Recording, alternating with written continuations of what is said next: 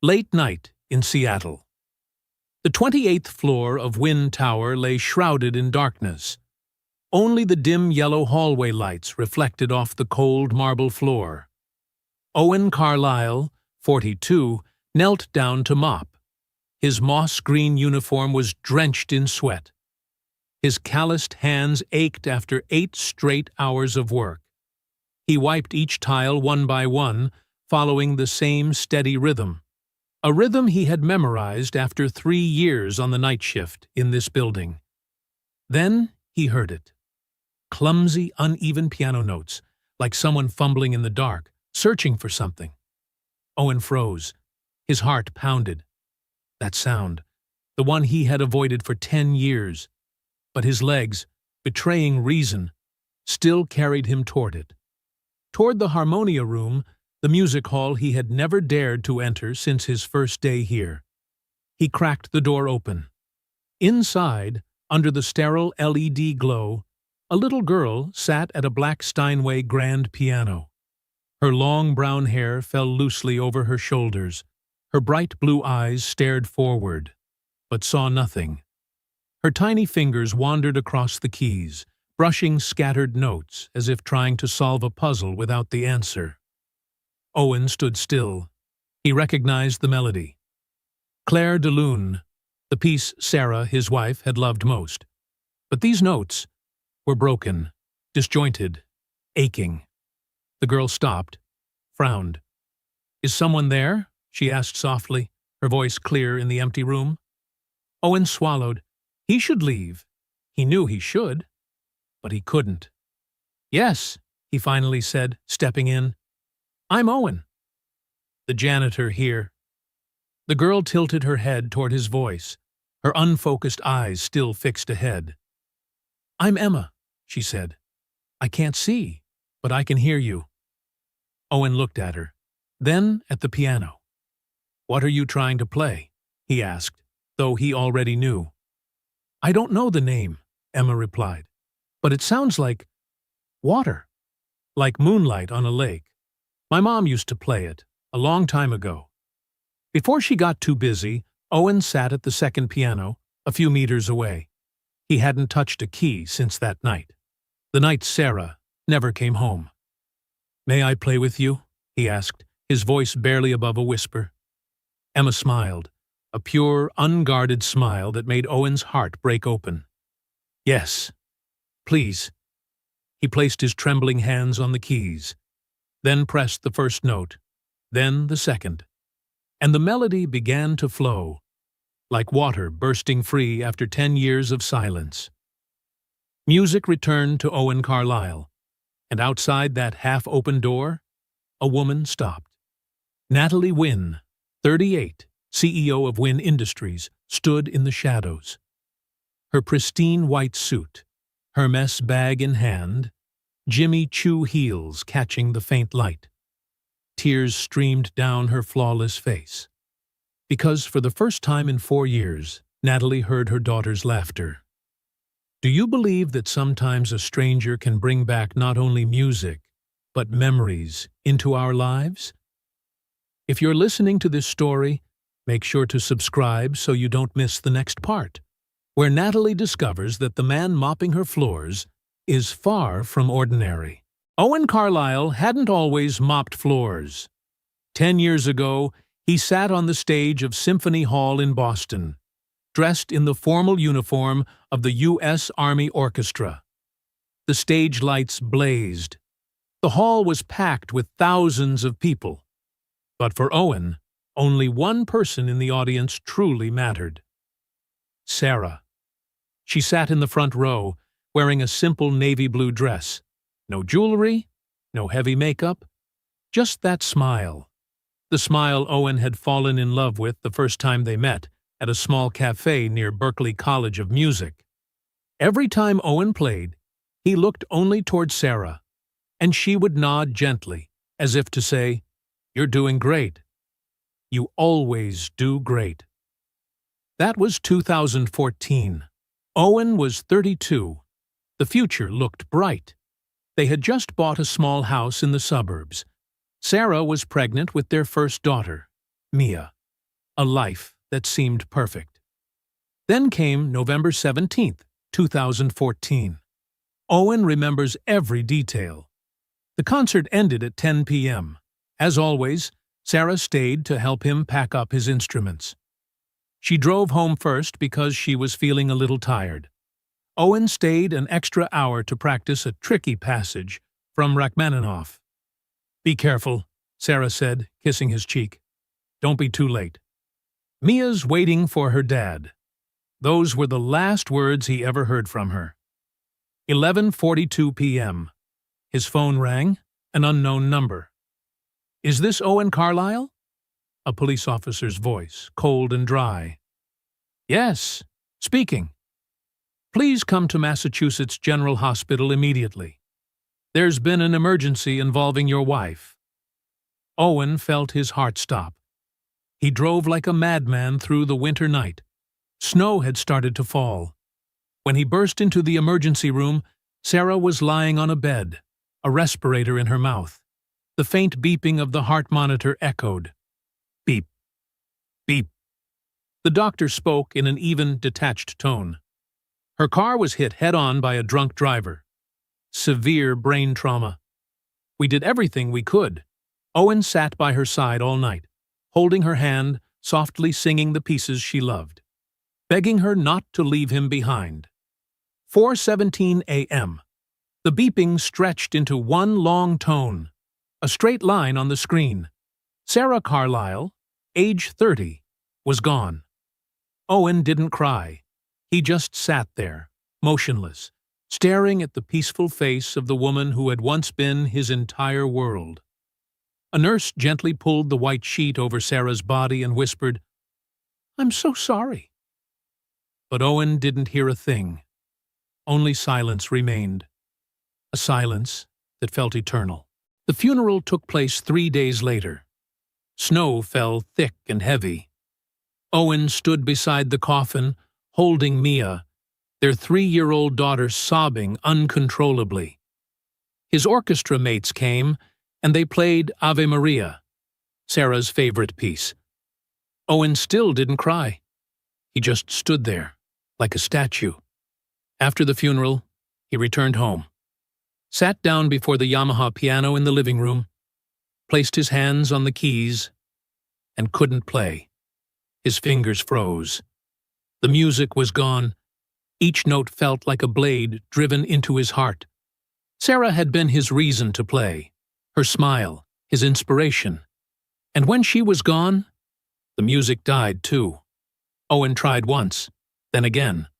But the more he tried, the more the emptiness devoured him.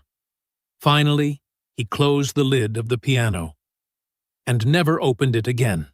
6 months later, Owen left the Army Orchestra. He couldn't sit on a stage where Sarah had once sat in the audience. He couldn't listen to the pieces she had loved. He took the first job he could find, a night janitor at an office building in Boston.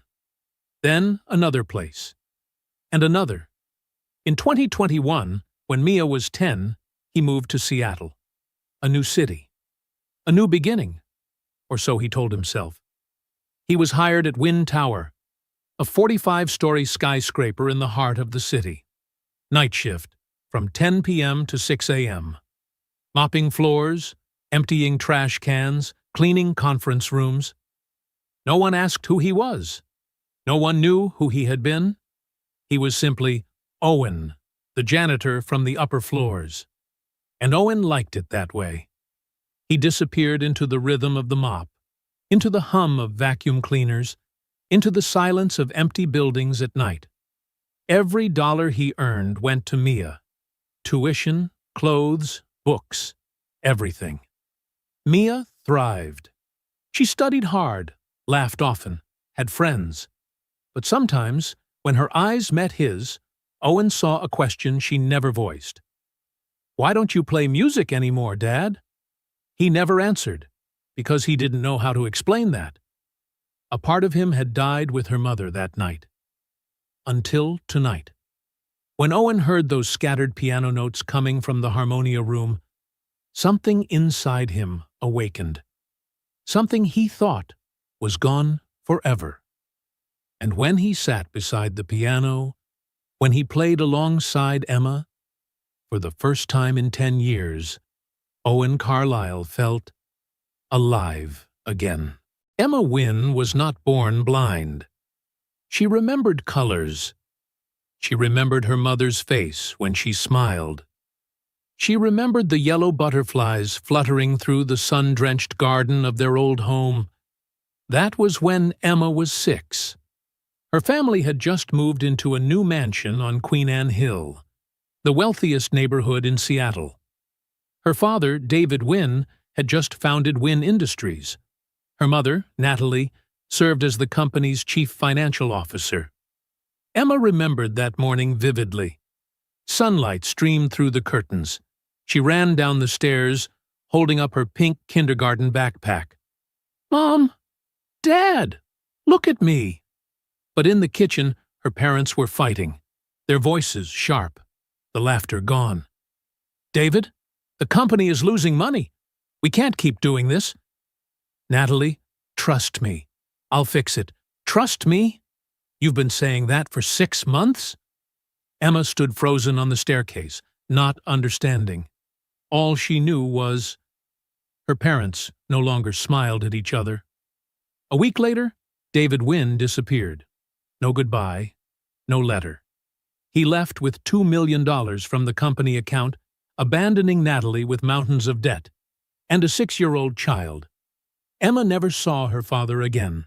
Natalie didn't have time to fall apart. She had to save the company. She had to pay off the debts. She had to raise her daughter.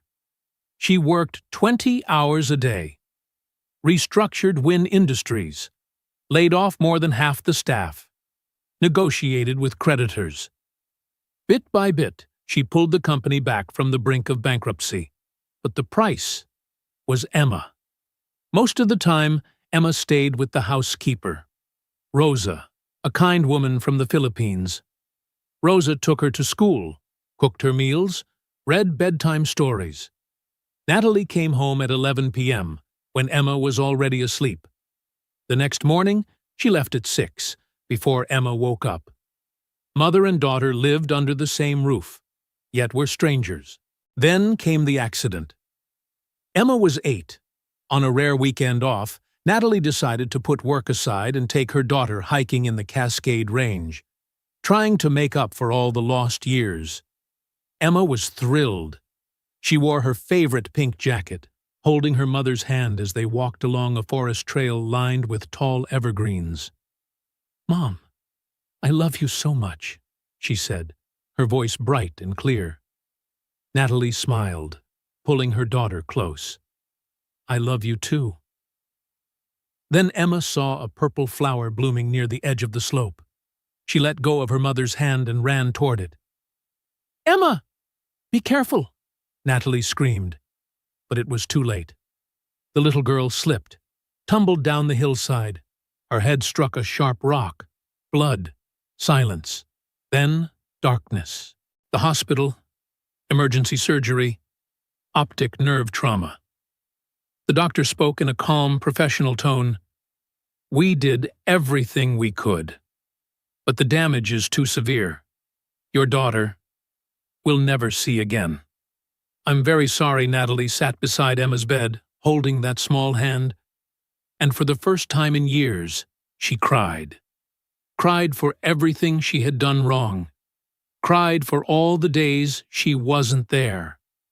When Emma woke up, she asked, "Mom, why can't I see anything?" Natalie choked back tears. She held her daughter tightly and could only whisper, "I'm sorry. I'm so sorry." After the accident, Natalie worked harder than ever, not out of ambition anymore, but out of guilt. She believed that if she earned enough money, if the company became truly successful, if she became the richest woman in Seattle, then maybe she could make it up to Emma. She hired the best teachers, the best therapists, the best schools. But she could never buy the one thing Emma truly needed: a mother. In 2024, Natalie Wynne officially became CEO of Wynne Industries. The company's revenue grew by more than 400%. She landed on the cover of Forbes, hailed as Businesswoman of the Year. But every night, as she stood in her office on the 45th floor, gazing over the glittering city of Seattle, Natalie felt only emptiness. Emma, now 12, attended Lighthouse for the Blind, the best school for visually impaired children in Seattle. She learned Braille, orientation skills, mobility, and independence. But she was lonely. No close friends. No one who truly understood her world. Emma lived in her own universe, made of sound, touch, and scent. And music. Emma discovered the piano entirely by accident. One day, Natalie brought her to the office because the housekeeper was busy. The girl wandered through the halls until she heard the sound of a piano coming from the harmonia room, a lounge used by employees. She stepped inside, touched the cool, smooth keys, pressed one note, and then Emma was enchanted. From that day on, she taught herself. No teacher, no sheet music, no Braille notation, only her ears and her heart. Every evening, while Natalie worked late on the 45th floor, Emma asked permission to go down to the harmonia room. Natalie agreed, thinking at least her daughter had something to do. But she had never truly listened to Emma play, until tonight. The night she stood outside the harmonia room door, hearing her daughter play and laugh. Not just that. Emma was playing with a stranger, a man in a janitor's uniform whom Natalie had never once paid attention to. And in that very moment, Natalie understood. That man had given Emma something she, the perfect mother on paper, never had. He had given Emma happiness. From that night on, Owen began teaching Emma. He never asked for permission, never told his supervisor. He just came. Every night, after finishing his cleaning rounds, he'd go up to the 28th floor, open the door to the harmonia room, and Emma was always there, waiting. "Mr. Owen!" the girl called out, her voice bright as glass. "Hello, Emma," Owen replied, sitting down by the piano. "So, what are we learning today?" Lesson 1. Feeling. Not seeing. "You can't see the notes," Owen said, "but you don't need to. Music doesn't live on paper, Emma. It lives here." He placed a hand over her chest. "Right in your heart." Emma frowned. "But how will you teach me if I can't see?" Owen thought for a moment, then said, "Then we'll both close our eyes." "But I've already closed mine forever," Emma giggled. Owen laughed softly. "That's true. Then I'll close mine too." He shut his eyes and placed his hands on the keys. "Now I'll play a melody. You tell me what it feels like." He played a few notes, gentle, sad, but tender, full of hope. Emma listened, then whispered, "It sounds like someone remembering something beautiful, but sad because it's gone." Owen's heart tightened. "Exactly," he murmured. "You got it." "Got what?" "Music isn't about technique," Owen said. "It's not about hitting the right notes. It's about telling a story, sharing emotion. When you play, you're giving the listener a piece of your heart." Emma nodded slowly. "So, I have to feel it before I play?" "Exactly." From then on, every lesson began with the same question. "How do you feel today?" If Emma said happy, they played cheerful tunes. If she said sad, they played slow, somber melodies. And when she said, "I don't know," Owen would simply smile. "That's okay. The music will help you find out." Lesson 2. The Colors of Sound. One evening, Emma asked, "Mr. Owen, what does a sunset look like?" Owen froze. He looked into those blue eyes that no longer saw the golden light of dusk, then swallowed and said softly, "A sunset is like a slow piece of music.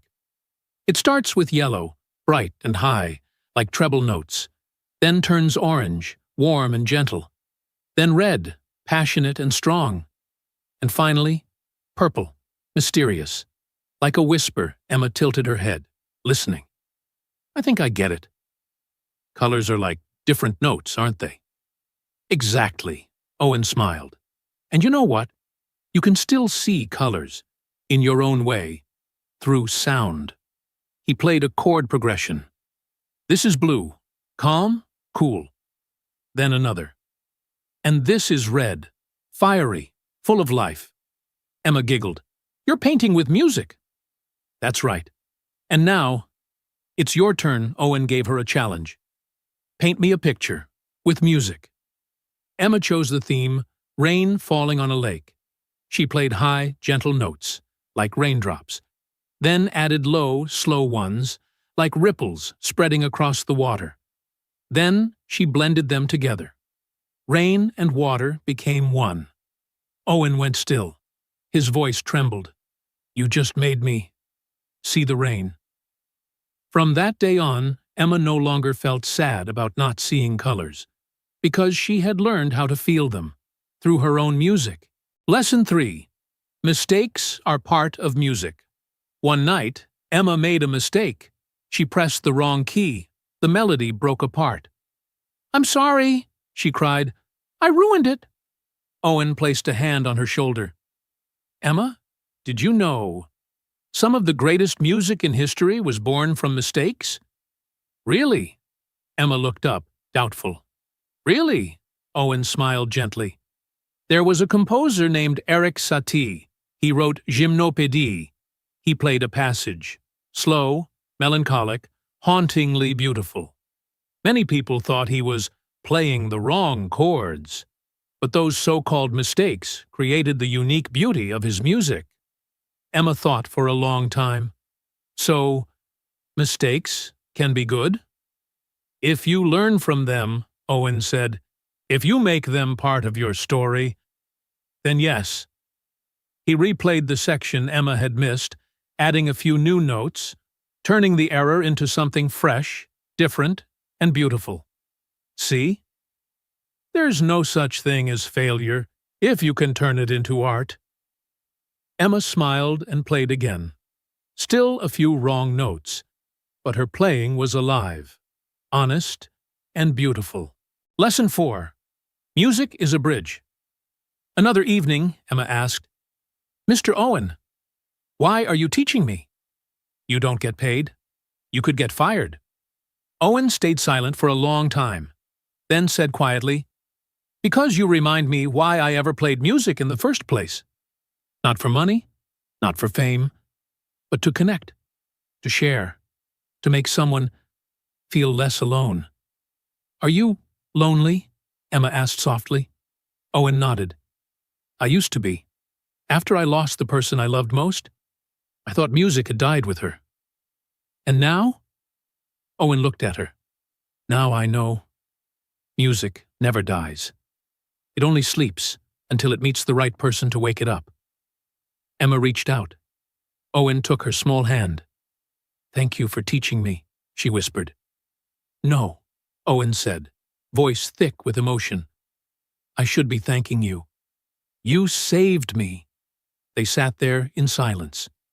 No music, just a man who had lost his past, and a little girl who once feared she had no future. Two souls finding each other in the present moment. Lesson 5.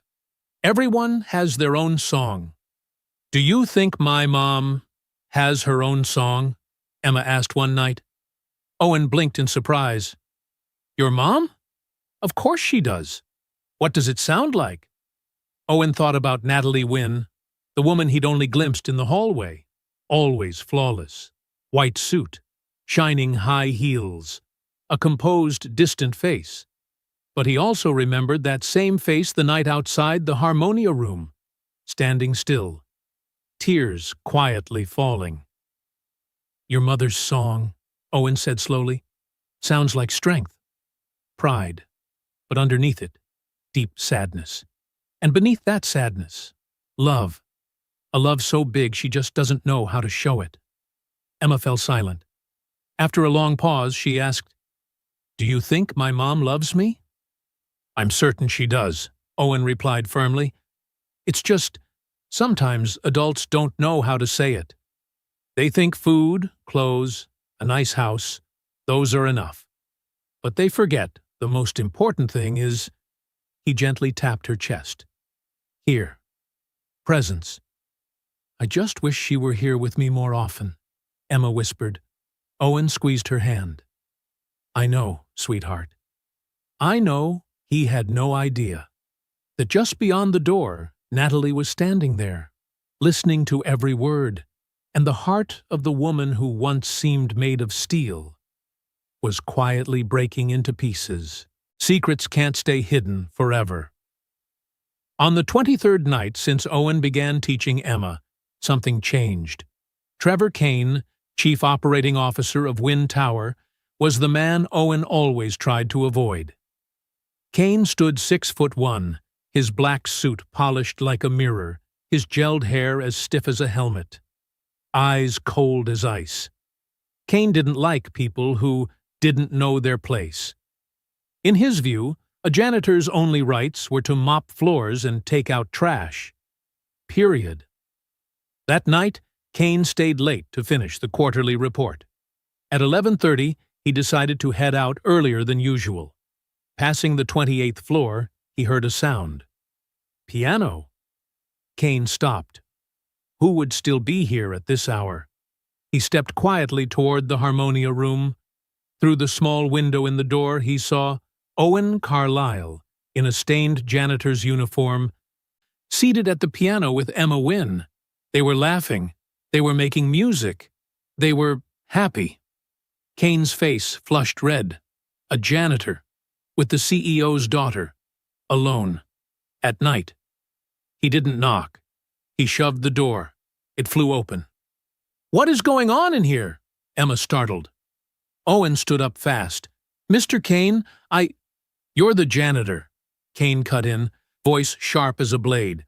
"You're paid to mop floors, not to do anything in here with a child." "He's teaching me to play," Emma said, her voice trembling. "I asked him to teach me." Kane looked at Emma, then at Owen. "Do you have any idea how this looks? A grown man, alone with a child, after hours?" "It's not what you think," Owen said, keeping his voice level. "Emma is lonely. She needs someone." "What she needs is none of your business," Kane snapped. "You've broken at least 5 rules. You're not authorized to be in this room. You're not allowed to interact with management's family. And most importantly, you are not permitted to be here after hours without supervision." Owen's heart sank. "Mr. Kane, please, I haven't done anything wrong." "Security!" Kane turned to the door, pressing his radio. 28, Harmonia Room, immediately!" Emma sprang up, reaching for Owen.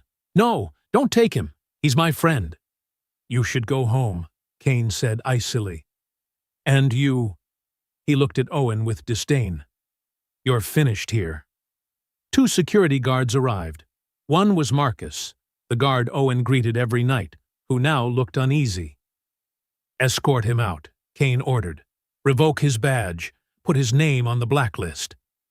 Marcus stepped closer. "Owen, you need to come with us." Owen looked at Emma. She was crying. "Mr. Owen." "Don't go," she whispered. Owen knelt, hugging her. "Listen, Emma, you have to remember what I taught you. Music isn't on paper, and it isn't only in the keys. It's here." He touched her heart. "No one can take it from you." He pulled a small slip of paper from his pocket. "This is my phone number. If you need me, call. Promise me?" Emma nodded, clutching the paper. Kane strode over and tore it from Emma's hand. "This isn't allowed either." "What kind of person are you?" Owen stood, voice shaking with anger. "A child is lonely, and you—" "What kind of person are you?" Kane barked. "Exploiting a disabled child to satisfy—" "What? Your ego? You want to feel important? play the hero? He's not exploiting me, Emma shouted. He's the only one who sees me. Kane ignored her. He nodded at Marcus. Take him away. Marcus and his partner took Owen by the arms. They escorted him out. Owen looked back at Emma one last time. She stood alone, tears streaming down her cheeks. I'm sorry, Owen whispered. I'm so sorry. They brought Owen down to the lobby, then into HR. Trevor Kane followed behind, making a call. Yes, Ms. Wynne. I need to report a serious incident. Owen sat on a hard plastic chair and waited. He knew what was coming. Termination. No reference. Finding work would be even harder. But the worst part wasn't losing the job. It was losing Emma. Half an hour later, Natalie Wynne walked in, still in her white suit, but her hair was a mess, as if she'd been running. Her eyes were red. She looked at Owen, then at Kane. Explain, she said, trying to keep her voice steady, though it trembled. Kane began. He painted Owen as a predator, a suspicious man exploiting a vulnerable child. The words piled up. Inappropriate, dangerous, serious violation. Natalie listened, her face unreadable. When he finished, she turned to Owen. Do you have anything to say? Owen drew a long breath. I didn't do anything wrong. I was teaching your daughter to play the piano. Emma is lonely. She needs someone. And I need her just as much as she needs me. You need my daughter? Natalie asked, her voice cold. Owen realized how that sounded. Not like that. I mean, I used to play the piano, long ago. After my wife died, I couldn't play anymore. But Emma, she helped me find a reason to play again. She reminded me that music isn't perfection, it's connection. You lost your wife? Natalie asked softly, her tone gentler. Yes, 10 years ago. A car accident. Natalie was silent. Kane cut in. Ms. Wynne, his personal situation is irrelevant.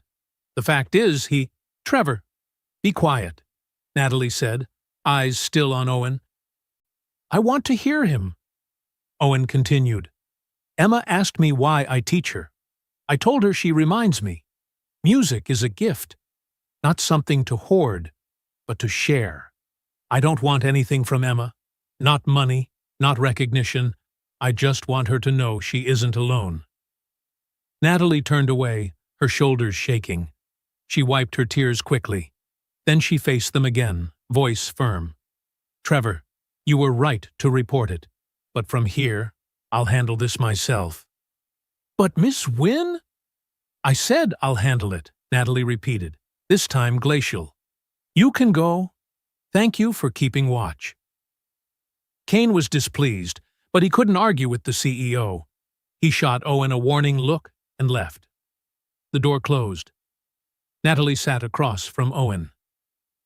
Do you know my daughter is blind because of me? She asked quietly. Owen froze. I didn't know.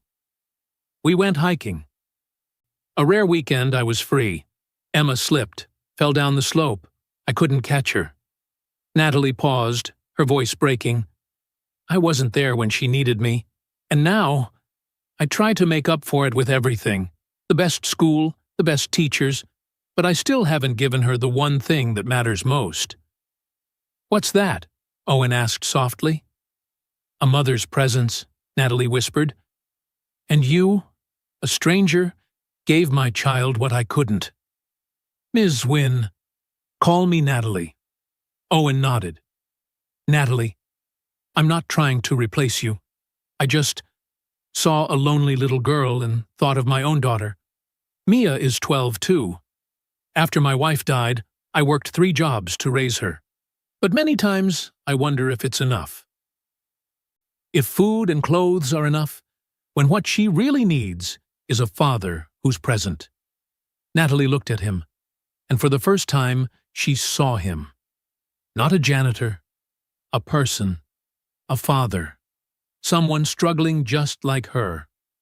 "You're not fired," she said. Owen stared. I'm not." "No. But you also can't keep working as a janitor." Owen's heart sank. So it was still the end, just in another form. Then Natalie said, "I want to hire you as Emma's private music teacher. Officially. Fair pay. A clear contract." Owen thought he'd misheard. "Are you serious?" "Absolutely. My daughter needs you. And I think—" Natalie hesitated, then went on, "I think you need her, too." Tears spilled over. For the first time in 10 years, Owen cried. Not from pain, but from relief. From hope. "Thank you," he whispered. "Thank you." Natalie smiled. A real smile. Not a boardroom mask. "No, thank you. For reminding me that my child doesn't need a perfect mother. She needs a present one." But not everyone was pleased. Trevor Kane sat in his office, seething. He couldn't stomach it. A janitor. Yes, a janitor. Being favored? Promoted into some special role? It wasn't fair. It broke the order. And Kane lived for order. He opened his laptop and began typing an email to the board of directors. "Dear board members, I wish to report an inappropriate action by CEO Natalie Wynn."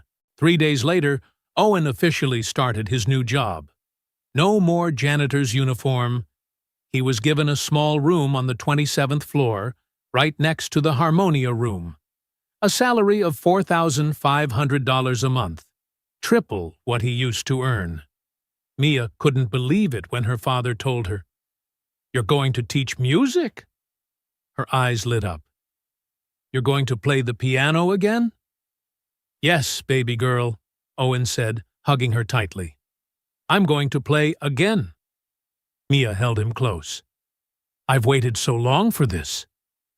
Inside Owen's chest, something large felt mended again.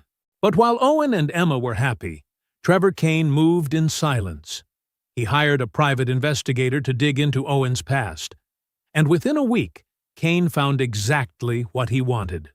An old Boston Globe article from 2015. Renowned pianist abandons career after family tragedy. The article told the story of Owen Carlisle, former member of the U.S. Army Orchestra, who had left music after his wife's death. But one detail made Kane stop. Carlisle missed several performances in the months leading up to his wife's passing, causing tension with orchestra management. Kane smirked. The weapon he needed was right there. He drafted a second email. This time, not to the board of directors, but to the Parent Association of the Lighthouse for the Blind, where Emma studied. Subject: Safety concern. Regarding Wynn Industries, music instructor, dear parents, I am writing to raise a concern about the safety of our children. A man named Owen Carlisle is currently employed by Wynn Industries as a music instructor. However, he has a concerning background. Abruptly resigned from a professional position, spent 10 years as a janitor for unclear reasons, interacts with children without a teaching license. No publicly verified criminal background check. I urge us to demand clarification from Wynn Industries regarding this decision. The email was sent. The storm began. 2 days later, Natalie received over 50 protest emails from parents.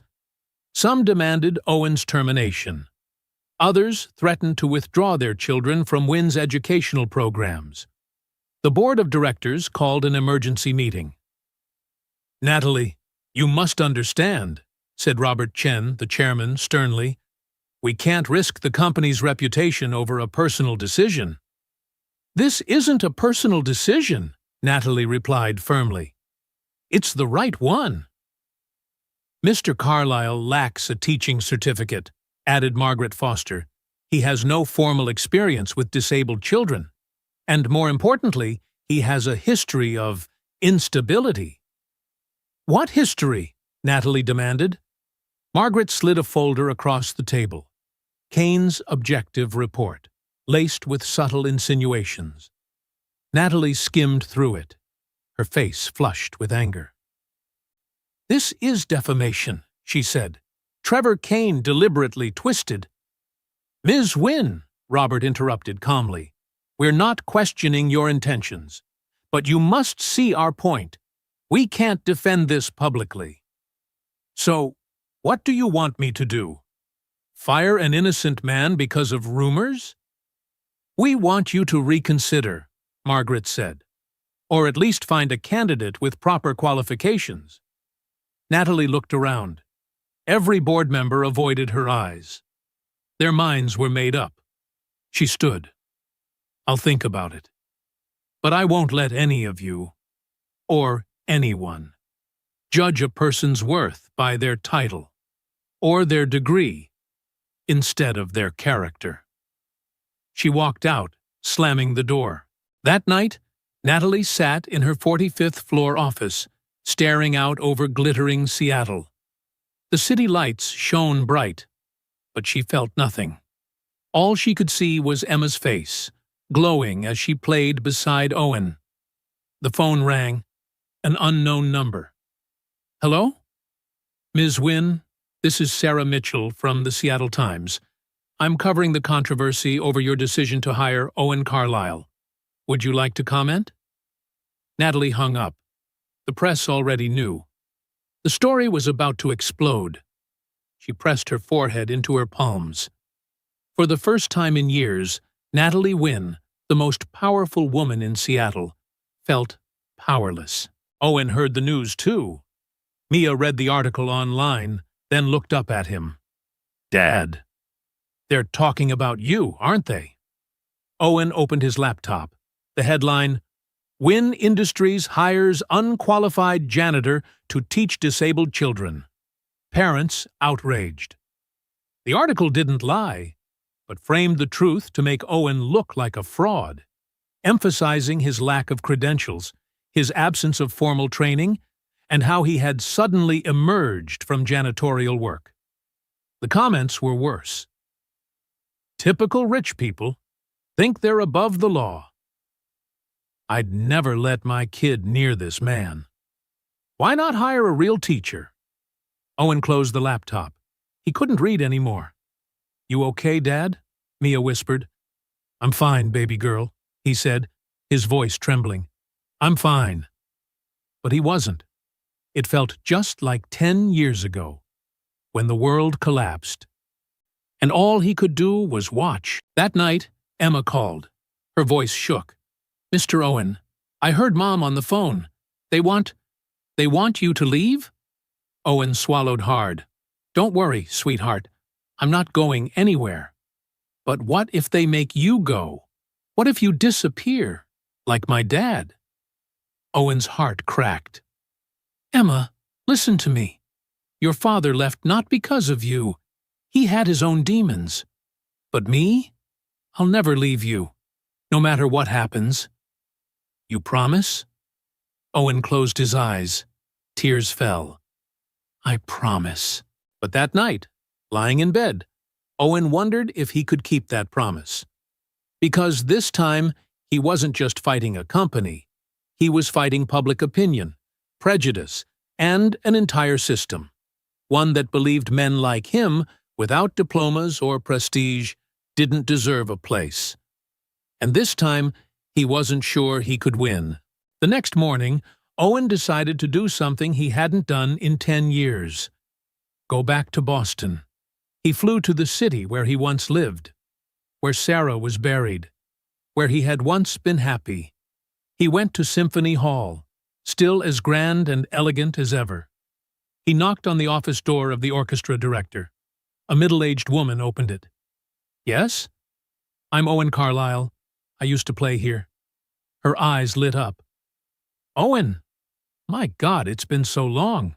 Come in." It was Helen Park, the orchestra's former HR director. She had retired but still consulted part-time. "I need help," Owen said.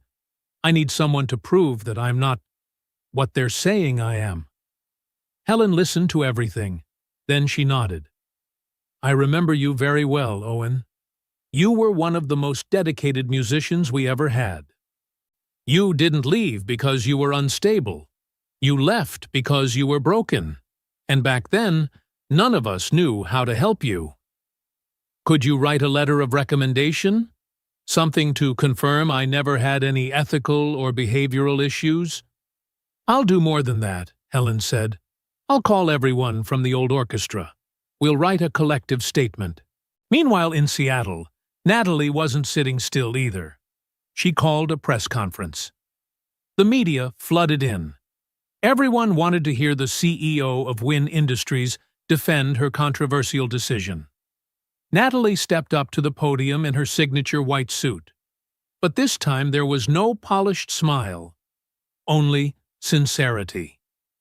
I'm standing here today not as the CEO of Wynn Industries, she began, but as a mother. Pens flew across notepads. My daughter, Emma, lost her sight when she was 8, and I, the one who was supposed to protect her, wasn't there. I was too busy building this company, too busy proving I could rise after my husband abandoned us. I thought making money was the best way to love my child. I was wrong. The room fell silent. A man named Owen Carlyle did something I could not. He saw my daughter. Not as a disabled child to be pitied, but as an artist waiting to be awakened. He doesn't have a teaching degree. He doesn't have a certificate. But he has something far more important. A heart. Natalie paused. Her voice trembled slightly. Critics say I broke the rules, that I endangered my daughter. But I want to ask, what is real danger? Letting a good man teach your child music? Or teaching your child that human worth is measured only by titles and diplomas? A reporter raised a hand. Ms. Wynn, aren't you worried about legal repercussions? No, Natalie said firmly, because Owen Carlyle passed a full background check. He has no criminal record. He's a single father raising a 12-year-old girl. He gave up a prestigious musical career to care for his family.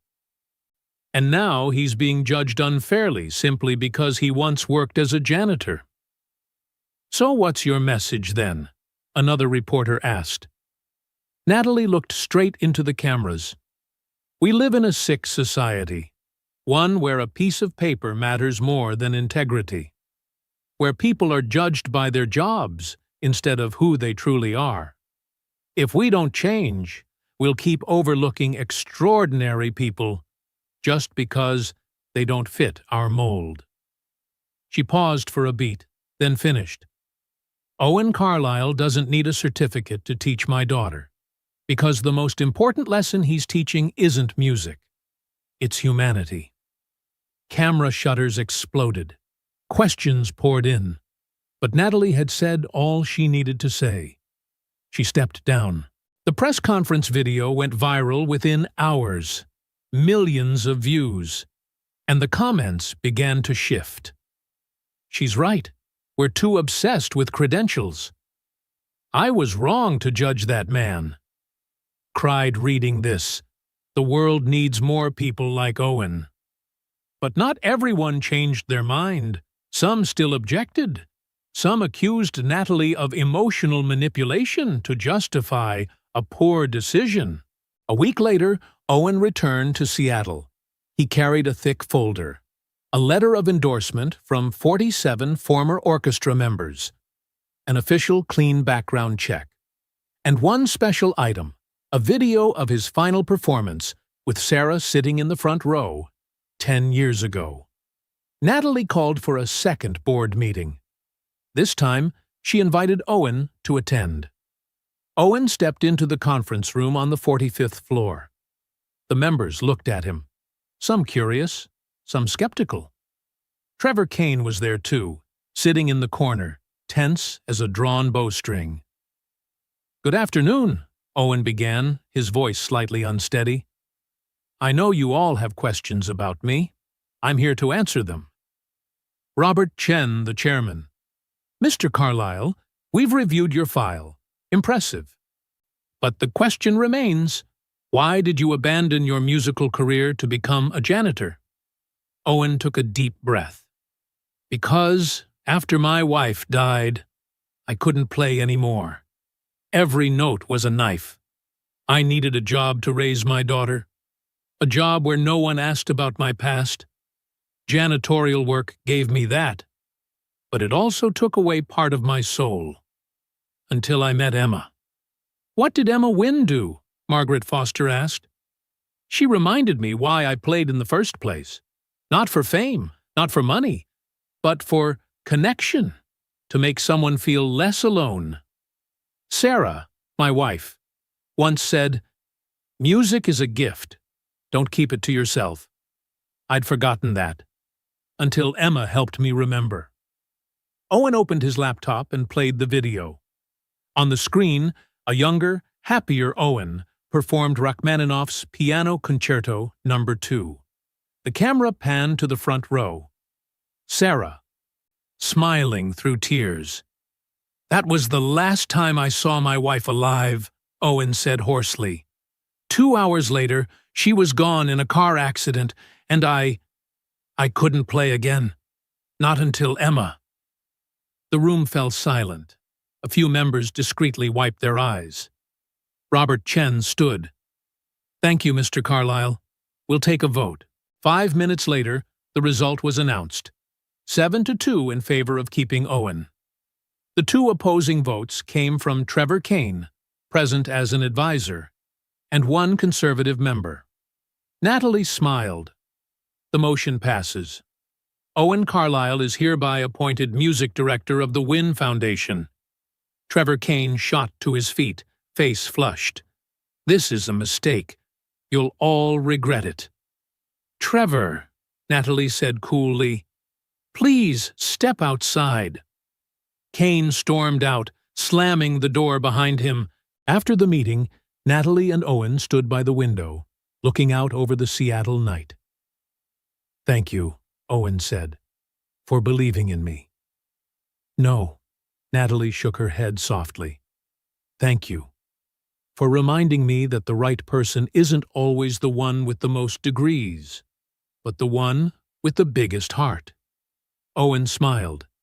"Emma's lucky to have you as her mother." "No," Natalie replied, her eyes glistening. "I'm the lucky one to have Emma as my daughter, and luckier still to have you remind me of that." 10 months later, Wynne Concert Hall, the newly built music auditorium inside Wynne Tower, was packed. 300 seats, every single one taken. Parents, students, journalists, investors, and curious Seattle locals had all gathered to witness the debut of the Wynne Foundation, a free music program for children with disabilities. On stage, 30 children prepared their instruments, 10 blind, 8 deaf with cochlear implants, 5 with cerebral palsy, and 7 on the autism spectrum. At the center sat Emma Wynne, 13 years old, before a grand Steinway piano.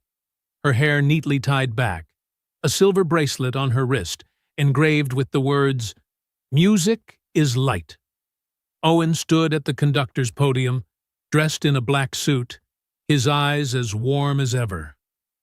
Beside him was his daughter, Mia, holding her violin, nervous but glowing. The lights dimmed. The hall fell utterly silent. Owen raised his hands, held a beat, then lowered them. The music began. It was an original symphony titled "The Things We Cannot See," composed by Owen, inspired by Emma. The opening melody came from Emma's piano, gentle, fragile, yet full of life. Each note poured out like the story of a girl who had found light in darkness. Then the orchestra joined in. Violins, cellos, flutes. Every child played their part, imperfectly, but sincerely, and together they created something heartbreakingly beautiful. In the front row sat Natalie Wynne, no phone in her hand, no thoughts of work, only quiet, listening. Tears slid down her cheeks. She didn't wipe them away. Beside her, Rosa, the loyal Filipino housekeeper, whispered through tears, "Miss Emma's grown so much." "Not just Emma," Natalie smiled softly. "All of us have." The music swelled. Emma launched into a fierce solo, pouring out everything she had ever felt: loneliness, fear, loss, and then hope. Then the melody softened again. Gentle. One by one, the instruments faded out. Only the piano remained, clear and pure as water. Emma struck the final note. Silence. 1 second. 2. Then, thunderous applause. The entire hall rose to its feet. 300 people clapping, cheering, crying. On stage, the children bowed. Owen bowed, and Emma rose, facing the audience. She couldn't see them, but she could feel their love. "We did it," Emma whispered. "No," Owen said softly, his voice thick with emotion. "You did it." After the performance, during the reception in the grand lobby, Emma and Owen stood side by side, surrounded by reporters. One asked Emma, "How do you feel after your first concert?" Emma smiled. "I feel seen. Mr. Owen once told me that music isn't about what we see. It's about what we feel. And today, I feel that people truly heard me." Another reporter turned to Owen. "Mr. Carlyle, what's next for this program?" Owen glanced at Emma, then at Natalie, standing nearby. Natalie stepped up to the microphone. "We're expanding," she announced. "The Wynn Foundation will fund free music programs in 20 schools across the country for children with disabilities. And we'll train teachers. No music degree required. Only heart and dedication." A reporter challenged, "But without degrees, how do you ensure quality?" Owen smiled. "By looking at who they are, not what's on their papers. By asking, do they truly care? Instead of, do they have a certificate? Some of the best teachers I've ever met had no formal degree. They only had love for music and the desire to share it." When the evening ended, the hall emptied slowly. Owen, Natalie, and Emma remained on stage, surrounded by quiet rows of empty seats. "Thank you," Emma said, holding both their hands, "for believing in me."